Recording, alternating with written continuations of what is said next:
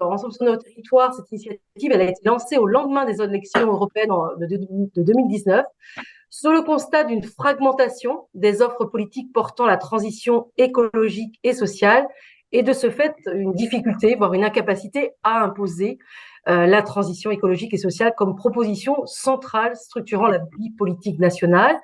Et donc, face à ce constat et aux urgences écologiques, sociales, démocratiques, Ensemble sur nos territoires, qui est présidé donc par Ronan Dantec, un sénateur, il y a Azilis Gouez et moi-même qui sommes au conseil régional aujourd'hui, et d'autres élus, c'est un réseau d'élus et de citoyens.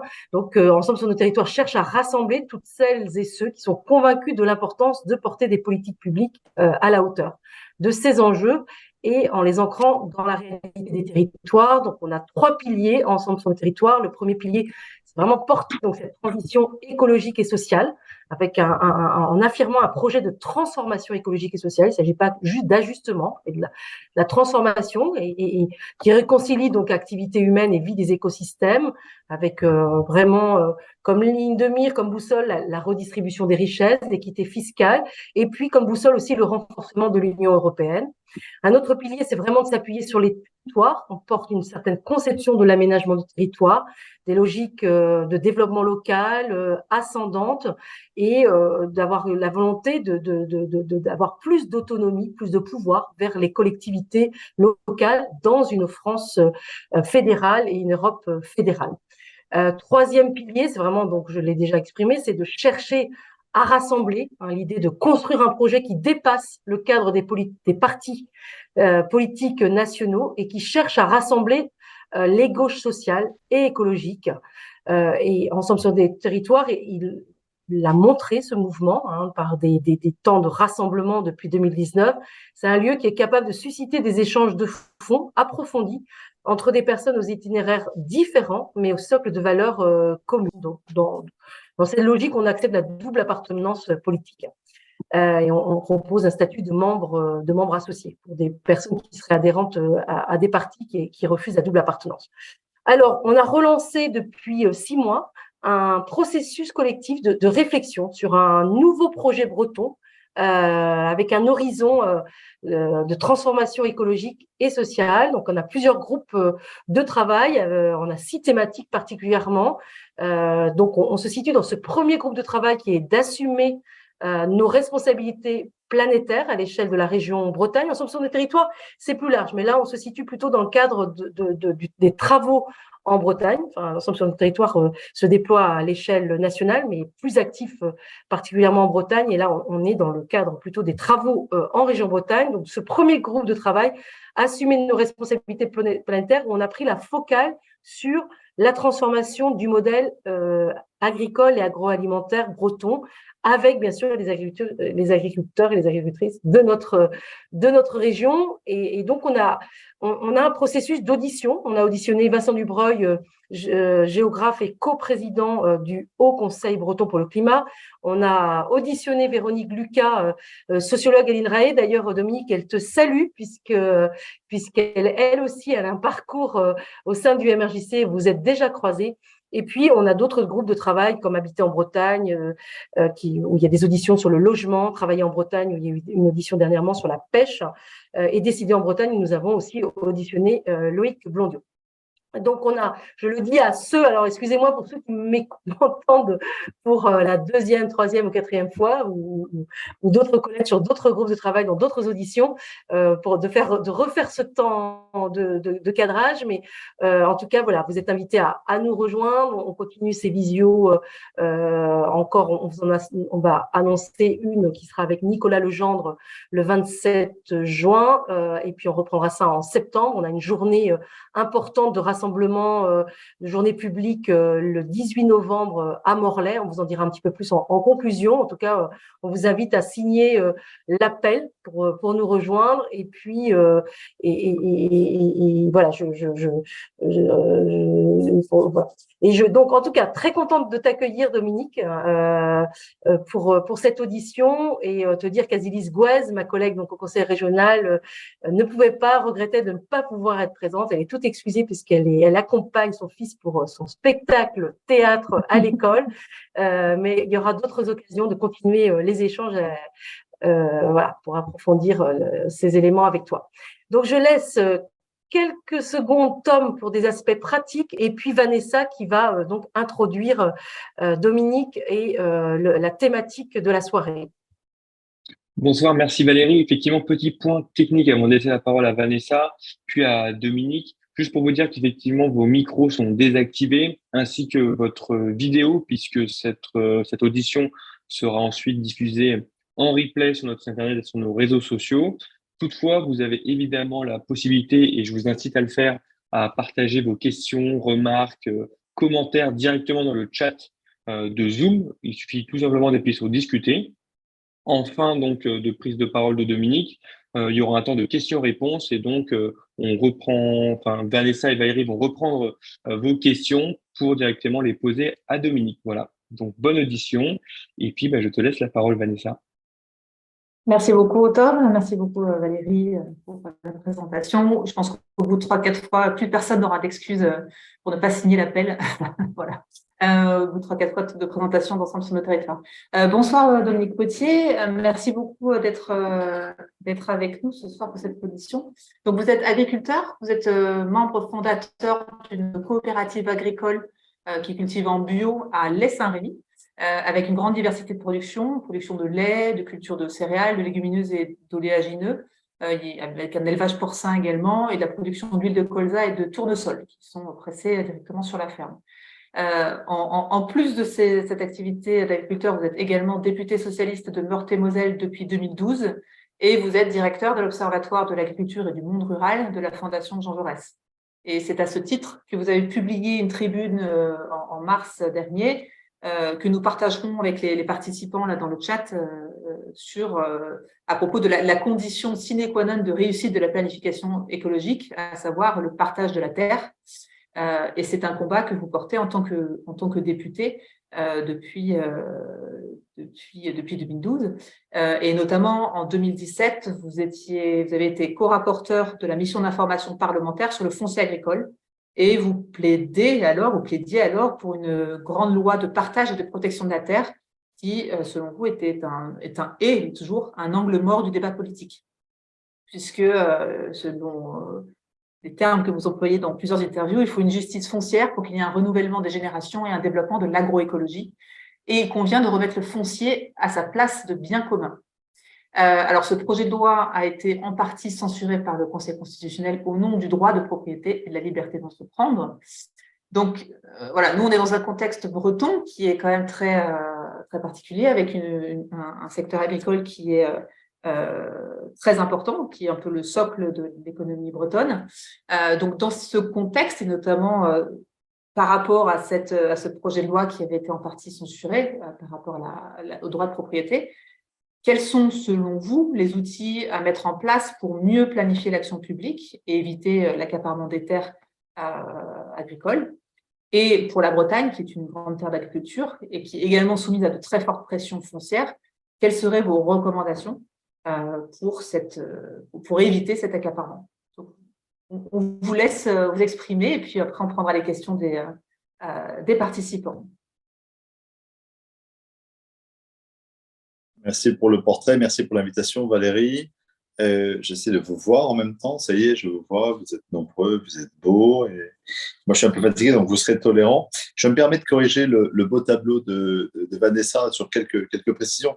Non, je ne suis plus paysan. On ne peut pas être député et paysan, ça ne marche pas. Moi, je suis député à 100%. J'ai arrêté le cumul des mandats. Je pense que je l'avais promis et je l'ai fait, donc pas de cumul des mandats. Et s'il m'arrive de faire un saut sur la ferme pour donner un petit coup de main, c'est vraiment épisodique, c'est rien du tout. Voilà. Parce que je passe tout mon temps dans le mandat qui est le mien et qu'on m'a confié. Voilà. C'est le troisième et c'est le dernier. J'ai mon fils qui s'est installé parce que je leur donnerai un petit coup de main quand je serai en retraite, mais non, on peut pas être paysan et autre chose. Je sais pas, enfin voilà, on a un surhomme, mais j'ai été paysan. Ouais. D'ailleurs, je suis assez fier de cette aventure parce que c'était une ferme familiale. Et on la transforme en une ferme coopérative. J'ai jusqu'à 4 associés, dont aucun n'était d'origine agricole. Donc, c'est assez rare. On avait fait un GAEC, on avait engagé des conversions bio il y a une trentaine d'années. Et puis, pas mal de diversité de production. Voilà. Donc, notre génération est en train de partir. et des jeunes sont en train d'arriver sur la ferme. Mais voilà. Si je reprends un peu, quand même, 2-3 éléments de parcours avant d'arriver, parce que ça peut expliquer l'engagement qui est le mien. J'ai d'abord été un militant associatif marqué par le mouvement rural de la jeunesse chrétienne, pas seulement, mais notamment par celui-là. J'ai été donc beaucoup engagé dans la culture, dans l'animation en milieu rural.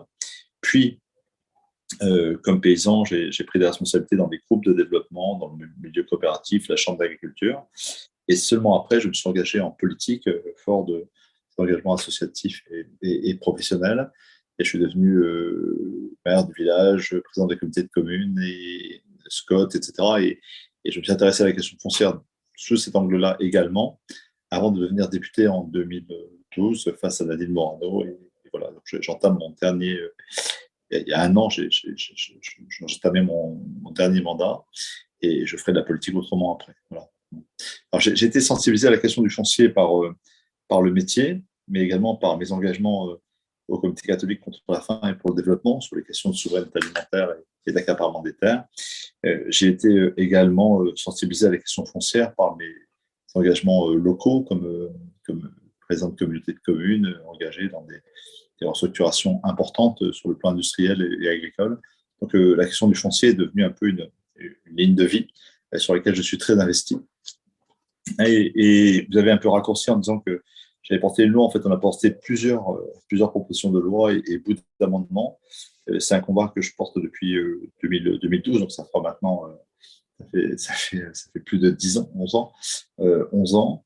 Nous avons obtenu des petites réparations dans les lois actuelles, mais la grande loi foncière que nous appelons de nos voeux n'est toujours pas à l'horizon. Donc, et nous avons une échéance importante qui est la loi d'orientation agricole qui devrait être examinée en octobre. Et toute notre pression actuellement vise à faire en sorte que cette fenêtre de tir, qui est peut-être notre dernière chance, soit saisie par l'Assemblée et par le gouvernement pour enfin engager une grande réforme foncière. Alors, je vais revenir un tout petit peu sur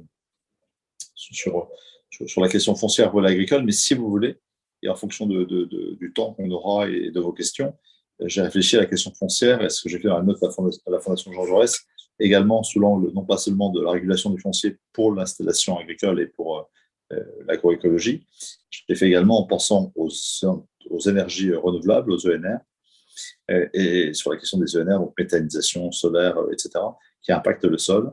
Et je l'ai fait également en réfléchissant au zéro artificialisation nette. Il se trouve que le sujet est en débat en ce moment même à l'Assemblée, et que j'ai également des choses à vous dire sur cette chose. Donc la note, vous l'avez, mais il y a un bouquin aussi, j'ai été le rechercher. S'il y en a qui veulent le recevoir, vous m'envoyez les adresses, j'en ai pas mal.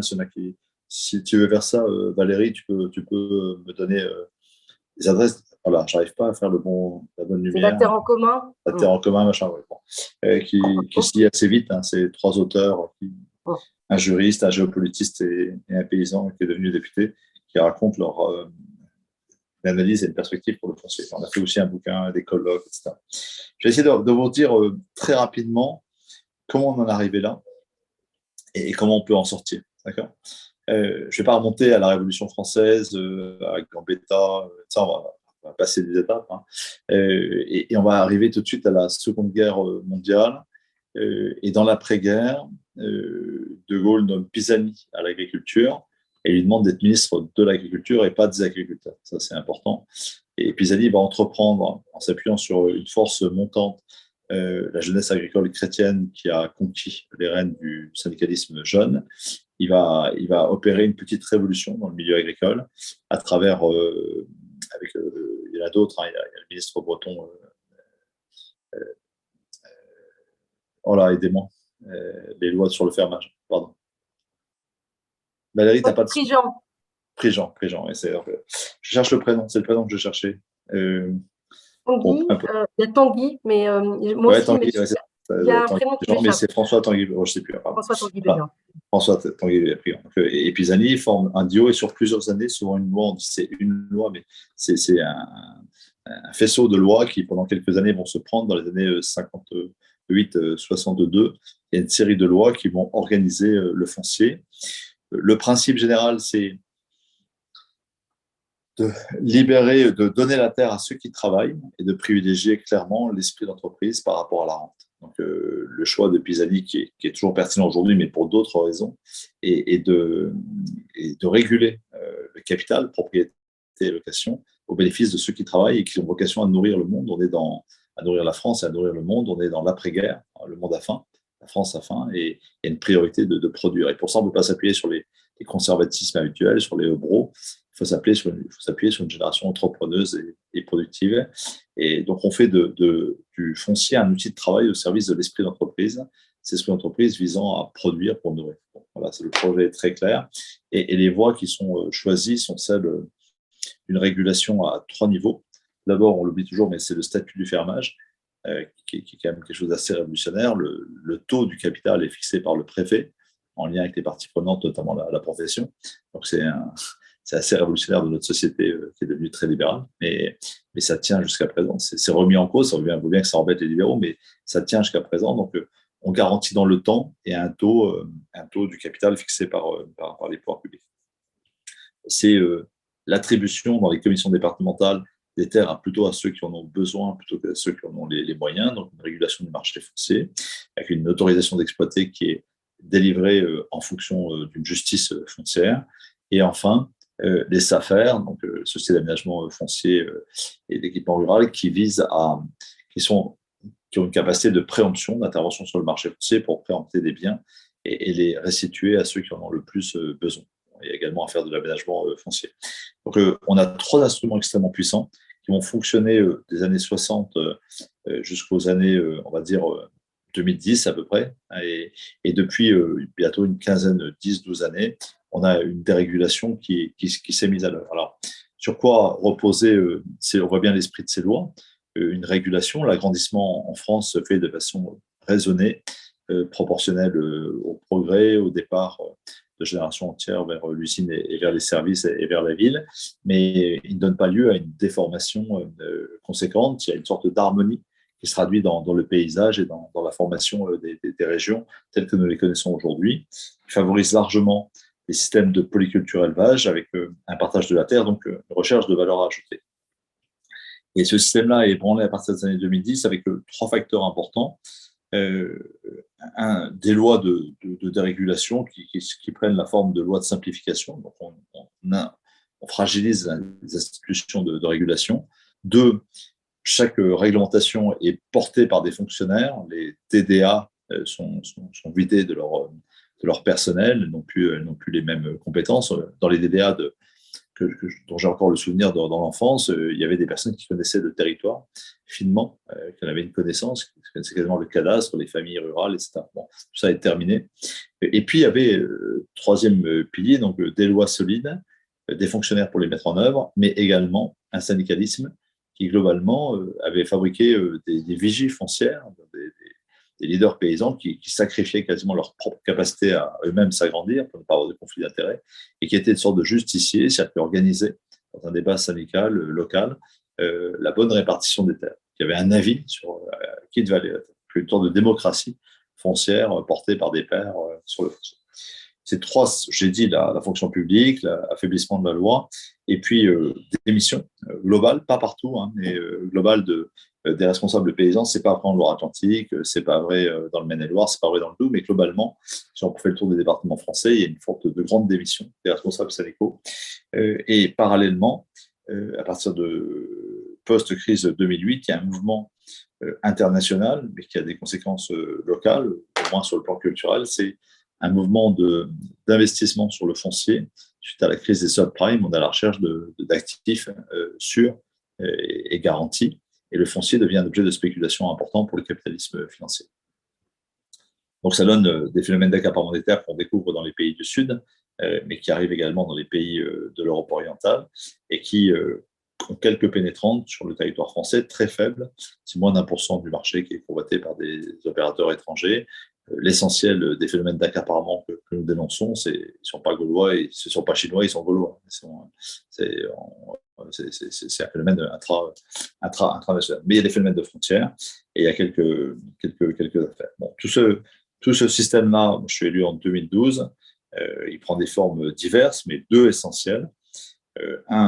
Premièrement, c'est le phénomène sociétaire, c'est-à-dire la constitution de sociétés qui échappe au contrôle parce que le foncier y est mêlé sous forme d'action de sociétés à d'autres biens. Il n'y a plus de transparence, comme le sont les GFA ou les sociétés agricoles habituelles. Donc, on a des sociétés qui sont anonymes et qui ne sont pas, pour les lois Pisani et Co n'avaient pas prévu le contrôle, parce que ça n'existait pas, simplement. Donc, c'est une habileté du libéralisme que d'utiliser des véhicules qui sont incontrôlables. Et d'autre part, la délégation de travail à façon, agriculture déléguée, travail à façon, il y a différents termes. En tout cas, ça consiste à faire en sorte que la ferme n'est pas cultivée par celui qui est censé être exploitant, elle est exploitée en fait par des entreprises de travaux agricoles, par des pairs, par d'autres agriculteurs ou des entreprises spécialisées. Et le travail à façon prend des formes partielles, c'est l'ensilage, le semis ou la pulvérisation de produits phyto. Et ça peut aussi être le travail intégral, c'est l'ensemble de la ferme exploitée par une entreprise de travaux agricoles ou par un voisin. Donc il y a un agrandissement par le capital, par le phénomène sociétaire, transfert de capital non contrôlable par les mécanismes habituels. Et l'autre phénomène, c'est celui du travail délégué, du travail à façon. Ces deux phénomènes, il y en a d'autres, mais je ne rentre pas dans les détails techniques, je ne vais pas vous embêter avec ça. Ces deux phénomènes qui apportent 80, peut-être 90% du sujet sont exponentiels. Alors, moins en Bretagne qu'ailleurs, il y a des régions, c'est le cas de l'Île-de-France, du Grand Est, où elles représentent un phénomène très important.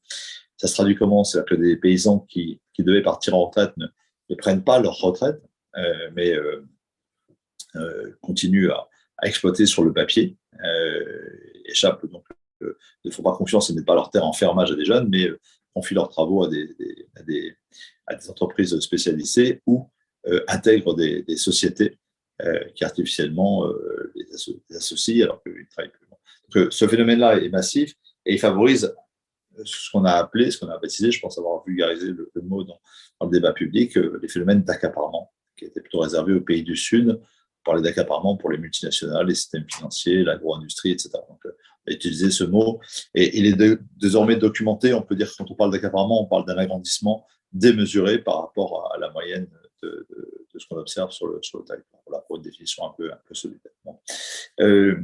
Donc ce système a été renseigné 2012-2013. Je ne vais pas passer les détails parce que c'est un parcours du combattant, mais il y a la loi d'orientation agricole portée par Stéphane Le Foll. C'est pas son sujet, il est plutôt agroécologie, il a d'autres passions et il fait faire du très bon boulot, mais sur le foncier, c'est pas son sujet.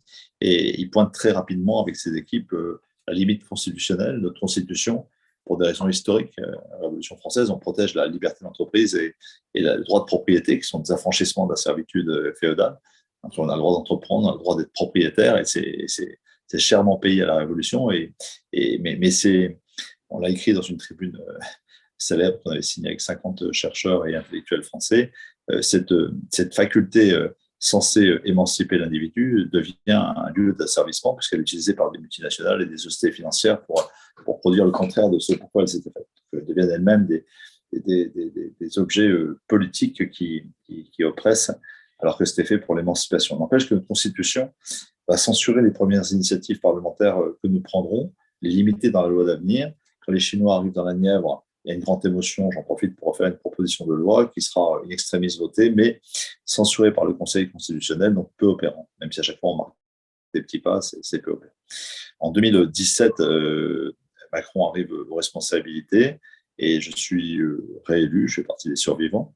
Et nous réattaquons ce problème. Alors, il y a deux solutions. Pour être contre un mur, c'est que vous cogniez en permanence dessus en disant que c'est la faute du mur, ou alors vous prenez un petit peu de recul et vous le contournez, vous le franchissez par le haut, enfin, vous essayez de trouver une autre solution. C'est ce qu'on a fait, ça s'appelle une mission d'information. On a essayé de regarder la question du foncier dans sa globalité. Ça a donné un rapport d'information, là aussi, Valérie ou Vanessa, très facilement, un rapport d'information sur le foncier. Vous le mettez en ligne. C'est une bonne base de données, ça a quelques années, mais franchement, les données sont quasiment les mêmes. Hein. La ferme France ne fait plus 64 hectares, elle fait plutôt 69, ça grandit, mais je veux dire, les principes sont un peu les mêmes. Donc, ce rapport d'information va permettre de poser un diagnostic et appelle à une quinzaine de propositions de protection. À l'époque, on parle de protection et de partage des terres. J'ai introduit le concept de protection-partage, les deux, marcher sur les deux pieds. Les systèmes de protection vont connaître une certaine prospérité dans la loi climat, grâce à la ministre, je cherche son nom. Ça, c'est la fatigue. La ministre qui est à l'ADEME maintenant, non pas l'ADEME, à notre organisation proche des questions d'énergie. Emmanuel Vargon. Emmanuel Vargon, courageusement, après des années de laxisme, on dit qu'il ne faut plus artificialiser, etc., fait ce qu'il faut dans Stradette, Scott, PLU, et l'engage à un processus de moins de 50%, etc., sur lequel les sénateurs de droite sont en train, et de gauche sont en train de revenir actuellement. C'est dramatique. C'est le débat sur lequel je vais rejoindre juste après 22 heures. Mais on engage un grand mouvement de limitation de l'artificialisation. Et désormais, il y a un véhicule législatif, il est contesté, ça veut dire qu'il est solide. On n'est plus dans l'implémentation, on est dans la mise en œuvre concrète. Et, alors ça va encore prendre du temps, mais le mouvement est opéré. Sur la question du partage, on avait 15 propositions précises. Je ne vais pas les détailler ici, mais elles visent toutes à remettre, à retrouver les principes qui avaient prévalu pour favoriser un certain productivisme qui était utile à l'époque de l'après-guerre, pour les mettre au service de l'agroécologie et du renouvellement des générations. Nous sommes dans une période, j'aurais dû commencer par là, où nous avons encore 430 000 paysans, 196 000 peuvent prétendre à la retraite, je ne sais pas comment la prendre, mais ils peuvent prétendre à la retraite d'ici 2030, donc dans les 7 ans qui viennent. Donc, situation d'urgence absolue, ça vous imaginez. Bon.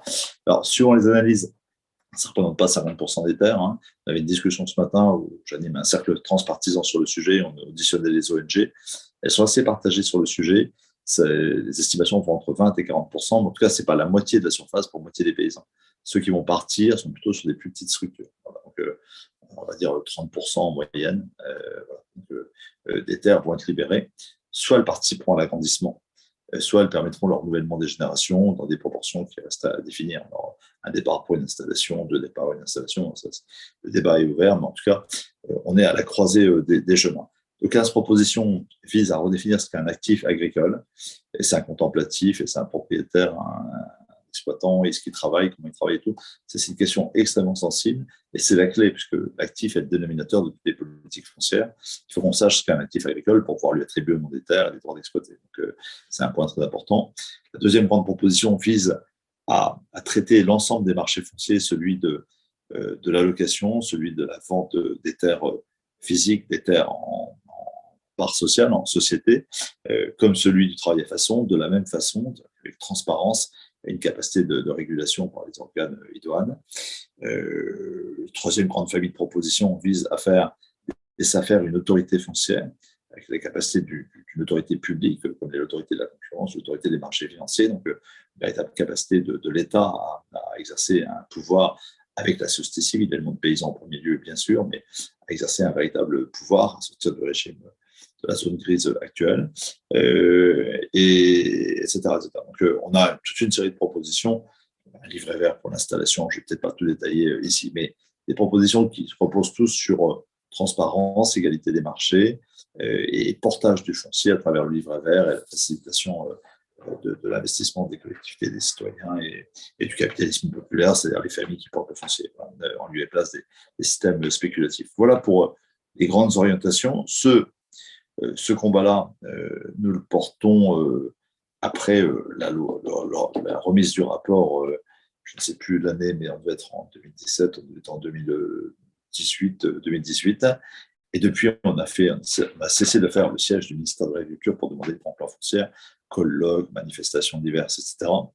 Et puis, échec, plusieurs ministres n'ont pas donné suite à nos propositions, jusqu'au moment où le président de la commission, Jean-Bernard Sempastou, qui appartient à la majorité sur le conseil, je pense, des libéraux, et en lien avec la profession, a produit ce que j'appelle une illusion de loi, c'est la loi qui porte son nom, loi Sempastou, qui vise à réguler les phénomènes sociétaires. Moi, je crains que les décrets sont seulement sortis, donc sa mise en œuvre démarre seulement.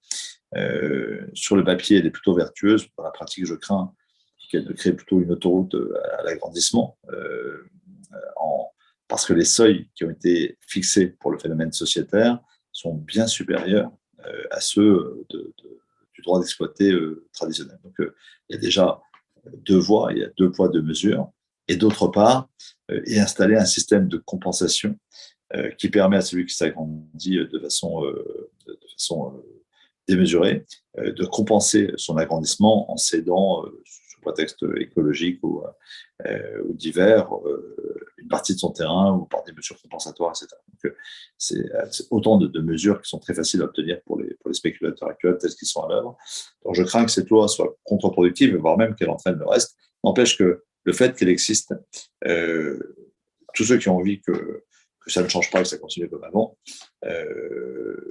s'appuient sur la mise en œuvre de cette loi pour dire on va déjà voir comment cette loi marche pour réagir après. Nous savons déjà, tous ceux qui connaissent ce sujet, en vérité, savent que cette loi est non seulement insuffisante, mais qu'elle peut avoir un effet contraire à ses attendus. Et donc, tout reste à faire et la situation est extrêmement urgente. Alors, je terminerai juste en disant que c'est un enjeu de renouvellement démographique, donc de vitalité de nos territoires. C'est un enjeu de richesse pour les territoires. Tous les études le montrent et c'est plus contesté. Quand les fermes s'agrandissent, je simplifie après, vous allez me dire c'est pas vrai chez moi, etc. Bon. Mais globalement, quand les fermes s'agrandissent, le territoire s'appauvrit. Il s'appauvrit sur le plan écologique. On perd une mosaïque paysagère, une diversité de production. Il s'appauvrit sur le plan économique parce que les mécanismes de simplification permettent à l'entreprise qui s'est agrandie de gagner plus d'argent, d'être plus prospère, et le territoire sort moins de valeur ajoutée. Disparition de l'élevage, des cultures spécialisées, tout ce qui est la recherche de valeur ajoutée de quelqu'un qui est contraint.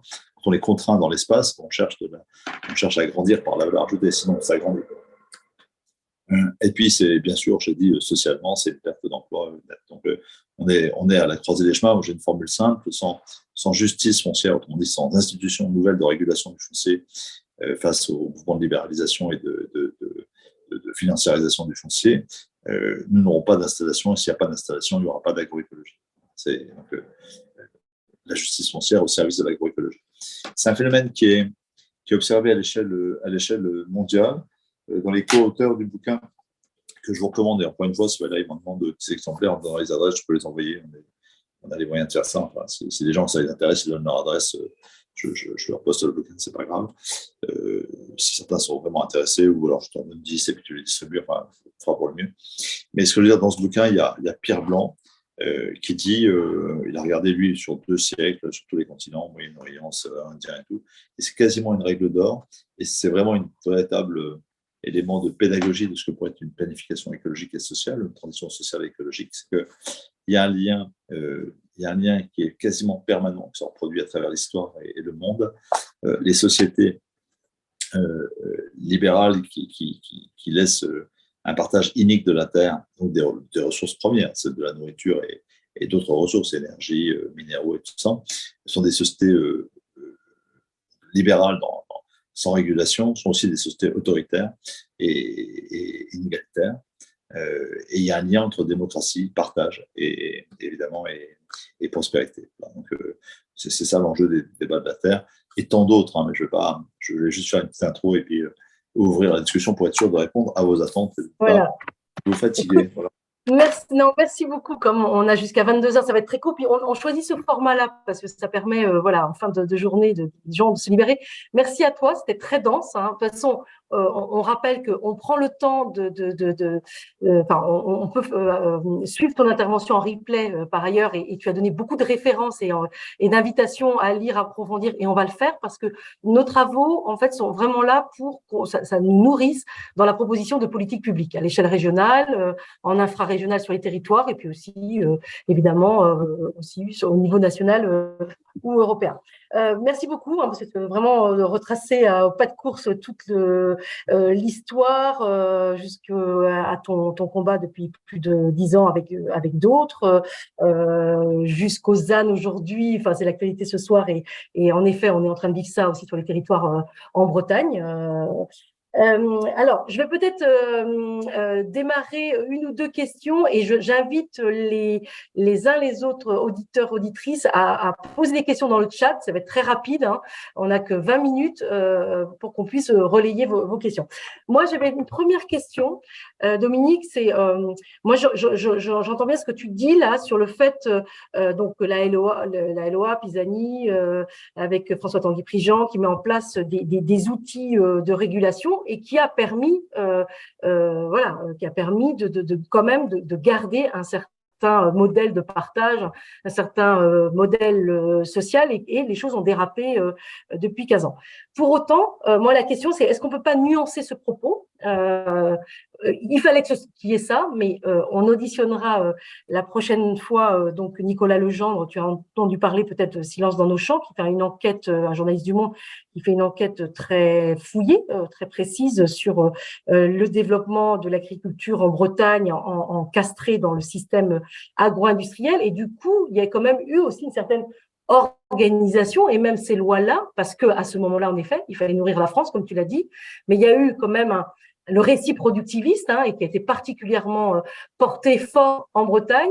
Et est-ce que là, il y a quand même pas eu, enfin, ça a organisé quand même une diminution très importante du nombre d'agriculteurs, que ces outils qui ont été là, heureusement qu'ils ont été là, ils ont permis peut-être d'enrayer une hémorragie encore plus importante, mais pour autant, est-ce qu'il ne faut pas nuancer ça s'est emballé, mais quand même, là, on était, c'était pas suffisant. Donc ça, c'est une première question. Quel regard tu as est-ce que c'est particulier à la Bretagne même si on s'en remet en cause ces outils de régulation et qui sont à préserver.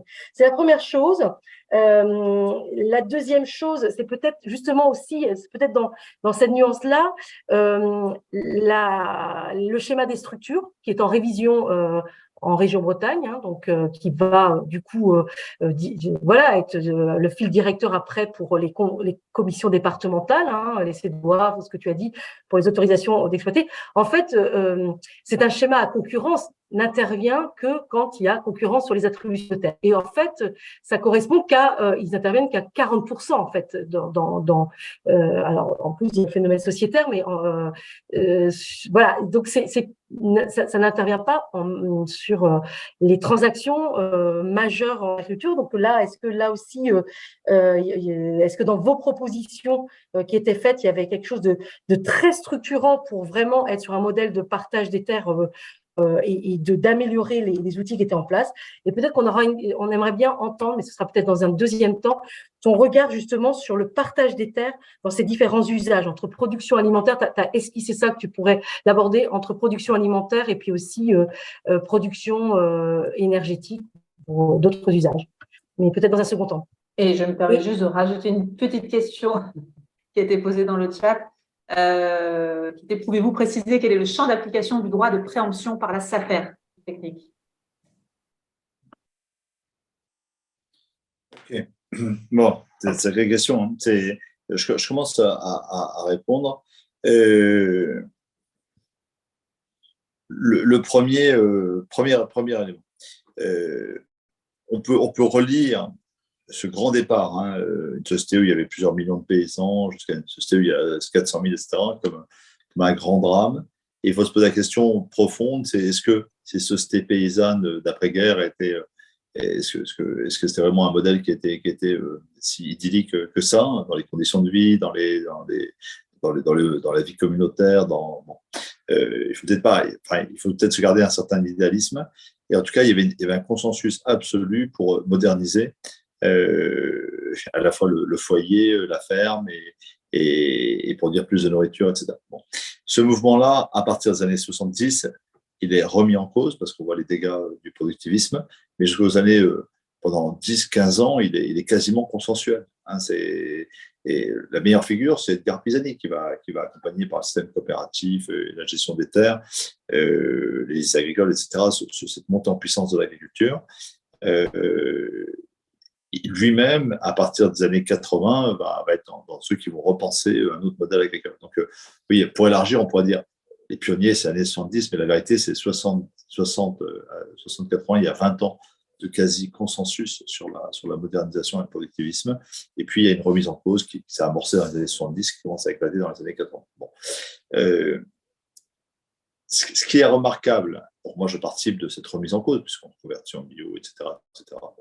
Mes premiers stages de lycée agricole, on les fait en bio, enfin, on est intéressé, on sait qu'on est au bout d'un système et qu'il faut inventer un autre système, etc.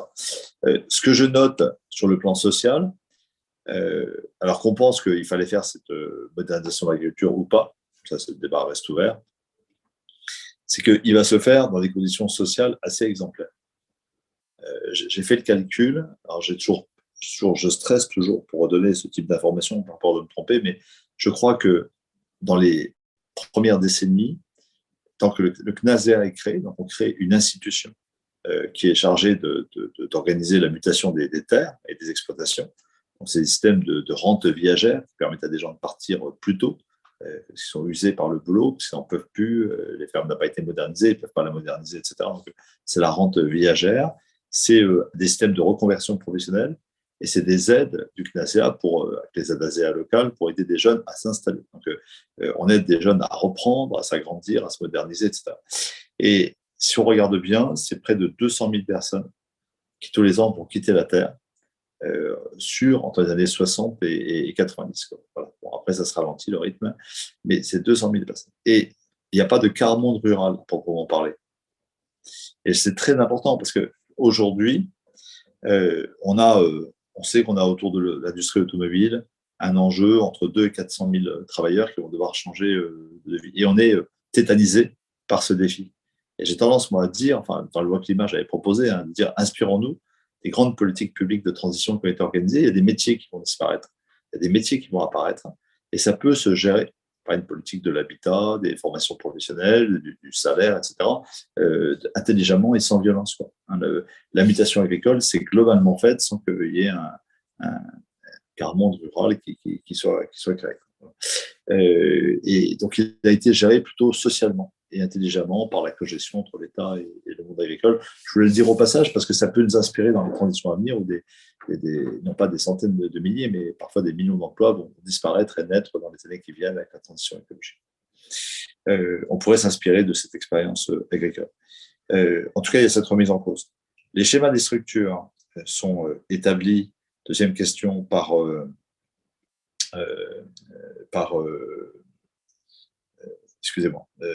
ils sont établis par l'autorité préfectorale et le monde agricole. Ça, je pense que c'est essentiellement. Alors, il y a un avis de la région, il y a un avis des différentes collectivités, mais essentiellement, c'est entre la profession et le préfet que les choses se jouent. Moi, je pense que cette manière, alors, la région peut être influente, c'est ce qui a été le cas en Bretagne, elle a plutôt été influente, elle a plutôt été régulatrice sur beaucoup de sujets, sur le zéro artificialisation, elle a été volontariste, il y a des régions qui ont été plus laxistes. Chez nous, le schéma de structure est vraiment un signal vers l'agrandissement. Et la loi Sans Passe-Tout, par exemple, on a mis des seuils qui sont de 230 hectares par exploitation. Donc, c'est quand même énorme. Donc, on a mis des seuils très, très hauts. Et ça s'est fait dans une complicité entre le préfet et la profession. Moi, je pense qu'aujourd'hui, il faut donner à la puissance régionale et aux collectivités territoriales plus de poids. C'est une des propositions un peu récurrentes que je fais dans l'ensemble des dispositifs. Dans l'ensemble des dispositifs, c'est qu'il faut absolument que les collectivités redeviennent au centre. Toutes les politiques foncières, vous l'avez compris, étaient le jeu de l'arbitrage entre l'État et la profession agricole. Je dis que les deux avaient démissionné, faute de fonctionnaires et faute de l'éthique syndicale, de l'engagement. Bon.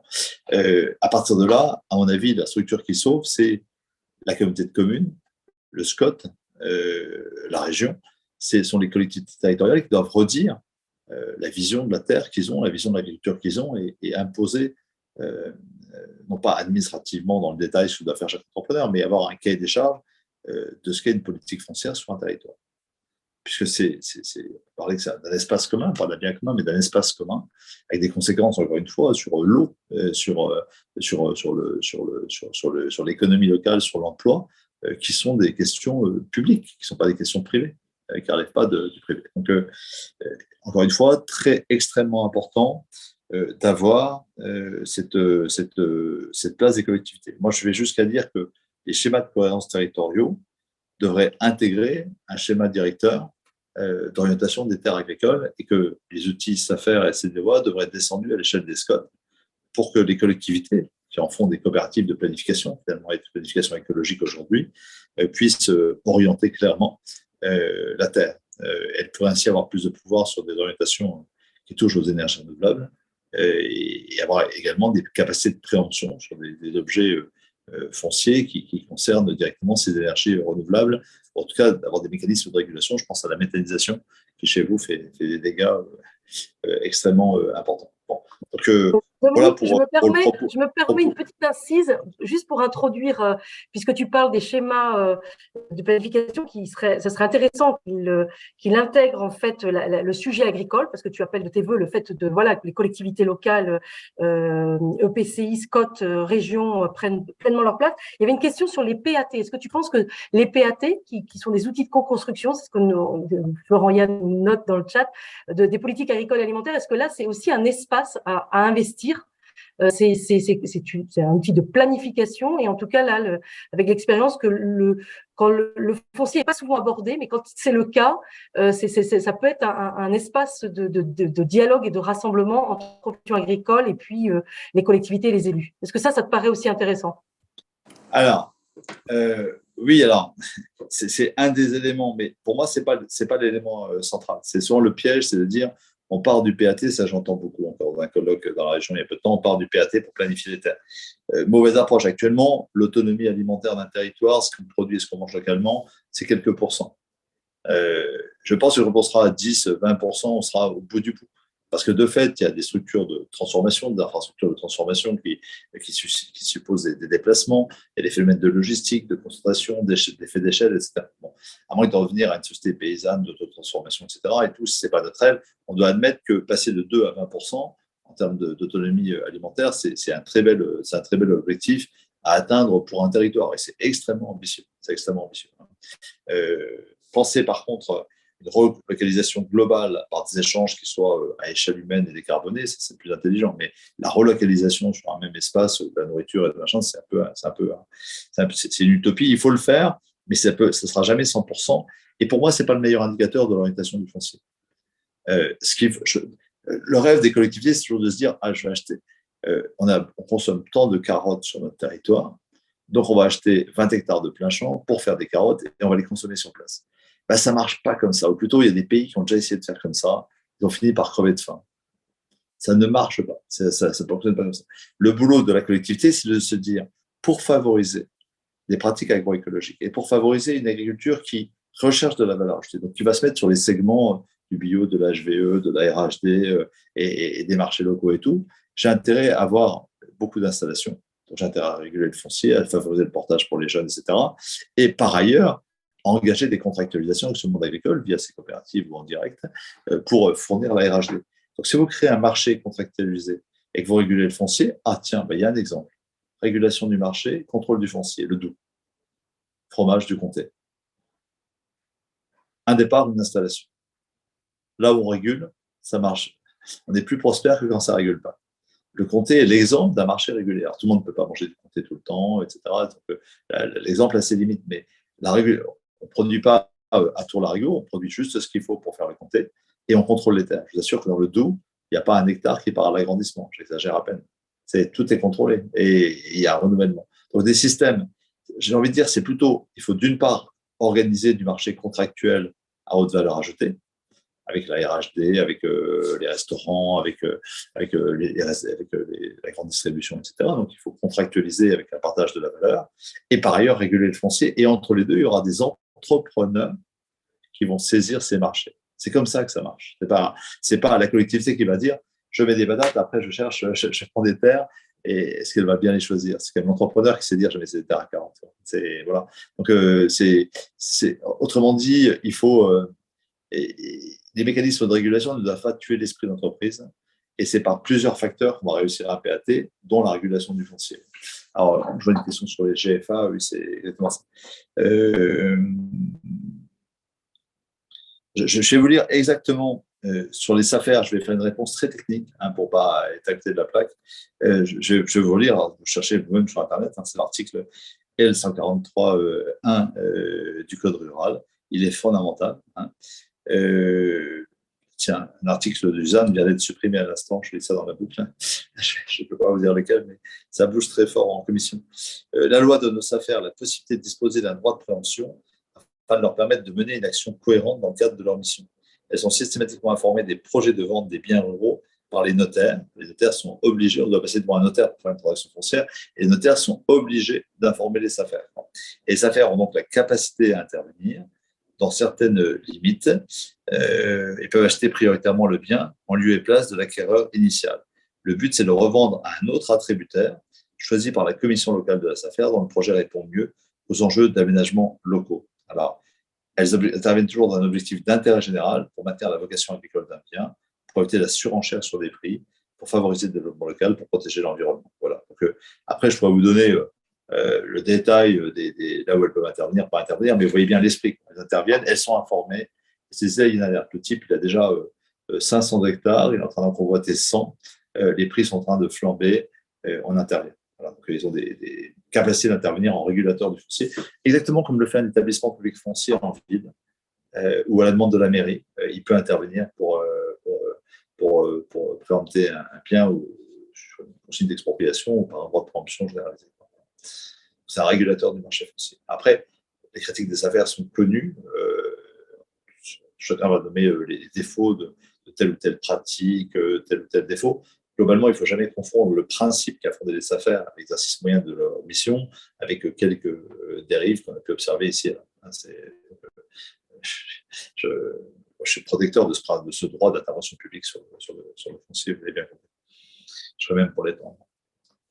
Je prends d'autres questions peut-être. Oui, il y a peut-être cette question, je me permets de la poser, c'est que, parce qu'on arrive presque à la fin, il y a cette question qui est posée par Stéphane Mabon. Tu es ancien agriculteur, tu as rectifié ce qu'avait pu dire Vanessa en introduction, mais tu connais bien les sujets agricoles. Souvent, c'est technique, là, il y a eu beaucoup d'acronymes.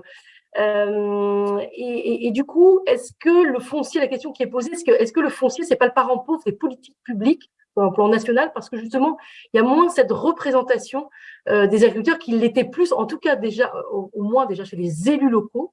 Est-ce que ça te paraît être un manque? Enfin, c'est lié aussi sociologiquement à la baisse des agriculteurs. Non, moi je vois la question. Non, honnêtement, le monde rural, parce qu'il a été éduqué, formé dans des communautés, dans une culture, une éthique qu'on pourrait appeler du christianisme social. Donc, longtemps porté des valeurs communautaires de justice, de régulation, etc. Quand il a fait du productivisme, comme quand il a engagé l'agroécologie, il l'a fait au nom de valeurs, et il ne l'a pas fait uniquement dans les lois du marché ou de la bas du gain. Voilà. Ça a duré pendant un moment.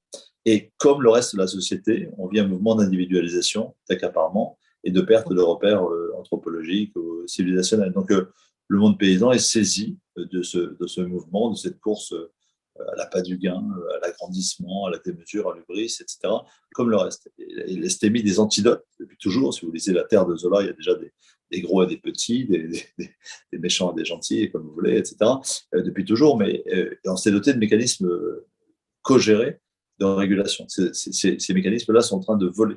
Il faut les réinventer. Est-ce qu'on le fera à partir des forces agricoles, Valérie? Je crains que non. Moi, je fais les auditions actuellement des responsables agricoles. Ils sont divers, je ne vais pas rentrer dans le détail ici, hein, mais globalement, la profession est incapable aujourd'hui de dire, même avec les jeunes agriculteurs, même avec la conf, etc., de dire clairement et suffisamment fort pour que le ministre l'entende, nous voulons retrouver une régulation du marché foncier et une sorte de course à l'agrandissement qu'il a saisi. Alors, à mon avis, pour les syndicats qui seraient en mesure d'être influents, ils renoncent, ils font semblant de ne pas voir et ils refusent de s'engager dans les décisions qui devraient être faites. Donc, ça, c'est une perte de l'éthique politique. Hein. Moi, je mise plutôt sur la conscience des collectivités. Alors, on va dire des citoyens. Alors, les citoyens, c'est bien quand ils vont en terre de liens, ils investissent dans des terres, ils vont dans les PAT, etc. Tout ça, c'est très bien, mais ce n'est pas à l'échelle de ce qu'on évoque. Ce qui sera à l'échelle, c'est un droit qui redonne aux collectivités une capacité de planification. Encore une fois, ne pas dire à un paysan, tu vas élever des bêtes avec des cornes comme ça, telle race et tout, ça c'est un enfer normatif, c'est pas possible. Mais c'est de dire, nous voulons dans cette région une trame de polyculture élevage, conserver les infrastructures écologiques que sont les vergers, les haies, machin, etc. On veut protéger nos rivières, on veut un équilibre des cycles carbone, phosphore et tout, ça passe par tel type d'agriculture. Donc nous favoriserons des installations allant dans ce sens et surtout nous favoriserons des installations par rapport à l'agrandissement. Je me méfie, moi, des cahiers des charges des fermes à la Marie-Antoinette qui seraient voulues par des collectivités. C'est pas très sérieux non plus. Ce qui est intéressant, c'est de dire nous voulons surtout que de nombreuses personnes s'installent pour garantir la trame paysagère à la recherche de valeur ajoutée. Or, la recherche de valeur ajoutée, elle se passe plutôt par la polyculture élevage et par la diversification des cultures. Donc, c'est la question sociale qui est une sorte de préalable à la question écologique en la matière. Et je crois plus que la régulation à venir, elle serait d'un retour de l'État. Quand j'évoque une autorité foncière, c'est un peu de ça qu'il s'agit, et de cahier des charges des collectivités. En gros, c'est quoi le bon pilotage de la planification écologique? C'est donner des indicateurs aux acteurs privés à partir d'un couple auquel je crois beaucoup, c'est la communauté de communes. Alors, c'est un groupement, pays, SCOT, tout ce qu'on veut, mais l'unité de base, c'est la communauté de communes, le territoire, et du préfet. Du préfet incarnant une politique d'intérêt général de l'État, protection des biens communs écologiques, production d'énergie renouvelable, etc. C'est ce duo-là qui, à mon avis, est performant. Et bien sûr, après, il ne faut pas désespérer des sociétés civiles et des syndicalismes agricoles, mais il faudra que naisse une nouvelle génération, parce qu'actuellement, ce que j'observe, c'est plutôt une forme de démission sur ces questions capitales. Donc, c'est pas je mise plutôt sur les collectivités, tu l'as compris. En lien avec ce que vous disiez tout à l'heure sur les éventuellement des termes collectifs, mais il y a une question qui a été posée à l'image du logement avec les offices fonciers solidaires. Est-ce qu'il est envisageable, est-ce qu'il est souhaitable de découpler propriété et utilisation pour le foncier agricole? Alors, je reprends les questions parce qu'elles sont intéressantes les problématiques du foncier agricole et par rapport à des politiques publiques. Oui, c'est vrai, tout à fait, vous l'avez bien, ça je pense avoir bien dit. À l'image du logement, des offices fonciers solidaires, est-il envisageable de découpler propriété et utilisation pour le foncier agricole? Tout à fait.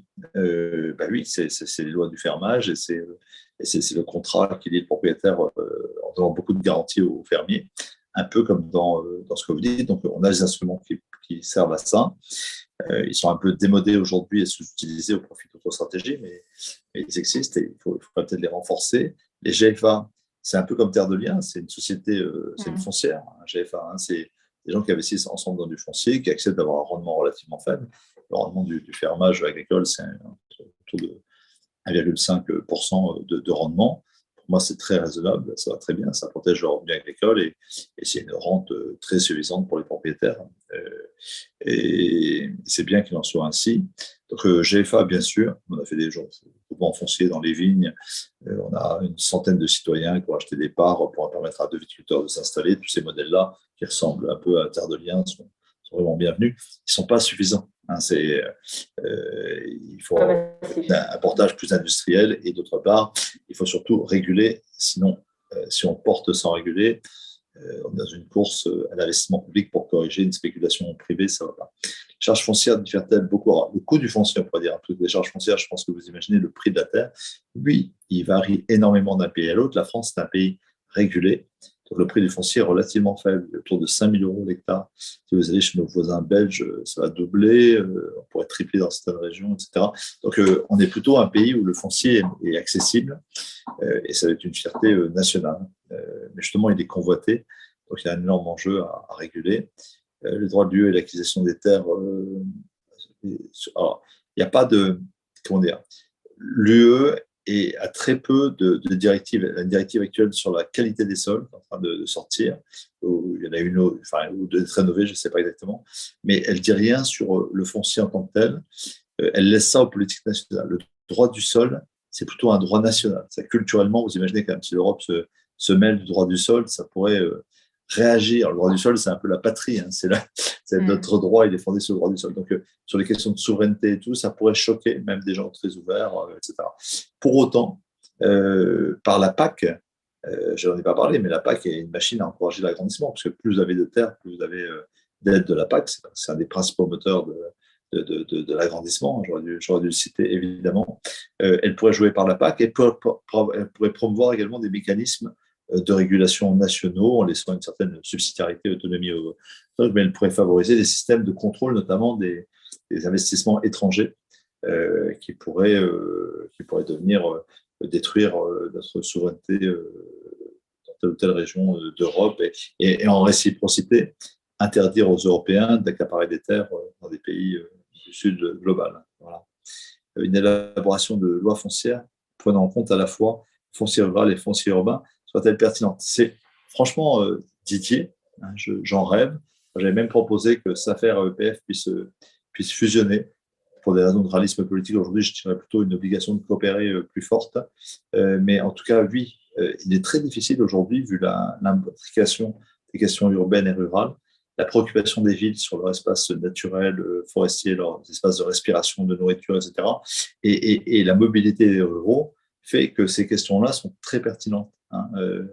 Sur les parcours résidentiels, sur les infrastructures, sur les plans alimentaires territoriaux. Oui, des politiques foncières pensées villes et campagnes ensemble sont pertinentes. Il faudrait se méfier de politiques qui viennent de la ville vers la campagne. Toutes les villes ont rêve d'avoir leur jardin, d'avoir un jardin là, avec un petit peu un peu comme des seigneurs, on va des terres à eux, etc. Donc, elles doivent s'intéresser de le bon ordonnancement de l'ensemble de l'espace qui les entoure. Elles ne doivent pas elles-mêmes devenir propriétaires ou de façon transitoire ou marginale, mais des terres agricoles. Elles doivent créer des instruments de régulation et y contribuer au nom de leur intérêt propre. Alors là, il y a un Selex, je ne sais pas quoi, c'est un document, je ne vais pas l'ouvrir. Qu'est-ce qu'il dit ce document? Je ne vais pas le télécharger, hein. C'est trop long. Je ne sais pas quel était le message de Samuel. Samuel qui est parti, qui est le maire d'Arzal. Pour information, c'était sur le droit de l'UE et l'acquisition des terres agricoles. Donc c'est ouais. Mais Dominique, je vois, moi je suis assez respectueuse des horaires aussi pour toi. Il est 22h05. De toute façon, voilà, je propose qu'on en reste là, on en termine là, même si c'est frustrant, même si on avait des tas de questions à te poser. Mais déjà, ce que tu nous as dit, en fait, tu as ouvert plein de pistes. Je ne vais pas faire une synthèse parce que ça relancerait. Mais je peux t'assurer que tu nous as, il y a ça nourrit beaucoup notre réflexion, beaucoup de pistes sur ce qu'on peut attendre des collectivités, de la région, etc. Et dans le chat aussi, on sera amené à approfondir, puisque beaucoup de personnes qui sont intervenues dans le chat font partie du groupe de travail ou participent aux auditions. Donc, on va tirer le fil, en fait, dans les prochaines auditions. Alors, et puis, Valérie, pour ceux qui ne voudraient pas, le livre est dans ce sens. Mettez, avant que ça ferme, que tout le monde puisse annoter la référence du bouquin, parce qu'il est en libre service sur Internet. Si vous voulez lire La Terre en commun, vous pouvez le lire aussi sur Fondation Jean Jaurès, vous le trouvez, vous pouvez le lire. Bon, c'est mieux en bouquin dans les mains. C'est vrai que c'est très, très intéressant. Moi, je l'ai lu il y a… Ouais, d'accord. Donc, voilà, vous pouvez le lire ou je vous l'envoie comme vous voulez, ça vous me direz. Mais il y a la référence, elle existe, donc vous faites Fondation Jean Jaurès, La Terre en commun et vous allez le trouver. Ouais. Pardon Valérie, je t'ai coupé. Non, voilà, je vois que il y a une rafale de merci qui t'est adressée, Dominique. Voilà, avec beaucoup de gens qui ont trouvé très inspirant, très intéressant, très vite merci. Enfin voilà. Donc, alors, je suis frustré parce que vous êtes très réactif et ça accrochait bien. Lisez la note de la Fondation Jaurès parce que sur les ENR, j'ai vraiment des propositions originales. Pour le coup, la préemption des collectivités sur ces terres qui sont des gros jackpots économiques et qui pourraient faire que les multinationales achètent nos territoires, c'est fondamental. Et pour le ZAN, il y a la question équivalente sur une enrue rurale, etc. Donc, regardez tout ça. Et puis, à votre service, Valérie. Ah ben écoute, voilà, si le format était possible de renouveler ça septembre-octobre, dans l'automne, avec toi, sur cette question peut-être de l'usage des sols et entre agriculture et énergie. En tout cas, il y a Marie-Pascale Delhomme qui participe au Césaire, qui nous met dans le chat, qui est présente ce soir, et qui nous met dans le chat que le Césaire a auditionné et vient de terminer une étude prospective sur les usages du sol. Et ben tu l'as. En Bretagne à l'horizon 2060 avec 4 scénarios et elle indique qu'elle t'enverrait un exemplaire, mais tu l'as déjà. Donc, on va regarder ça, bien sûr, avec attention. Depuis une semaine, Valérie, je suis rapporteur d'une commission d'enquête que j'ai proposée au groupe socialiste et qui a utilisé son droit de tirage sur les pesticides. Mais ça, à partir de demain, je vais devoir me taire, parce que je serai rapporteur de cette commission. On va travailler publiquement, mais on n'aura pas le droit de communiquer dans les médias. Par contre, dans 6 mois, je rends ce rapport, et ça peut aussi être un rendez-vous avec vous. Qu'est-ce que j'ai découvert des acteurs privés et publics sur les pesticides, du droit européen, de nos échecs successifs, des plans éco-phyto, etc., et des multinationales de l'agrofourniture. J'aurai les moyens d'une commission d'enquête dans les 6 mois qui viennent, et dès demain, je démarre ces travaux-là qui sont très complémentaires de ceux de l'approche du sol. Voilà, les amis. Très bien, merci beaucoup. On prendra la Bretagne. Ouais. Bonne continuation à toi et merci beaucoup. On reviendra vers toi pour te dire un peu comment ça a nourri nos travaux et tu serais bienvenu en Bretagne le 18 novembre, Morlaix, c'est l'autre bout c'est dans le Finistère, mais si des fois c'était possible, on t'enverra une invitation. Je viendrai forcément dans ce mandat et ben voilà, on s'en reparle. À bientôt, merci à vous. Merci.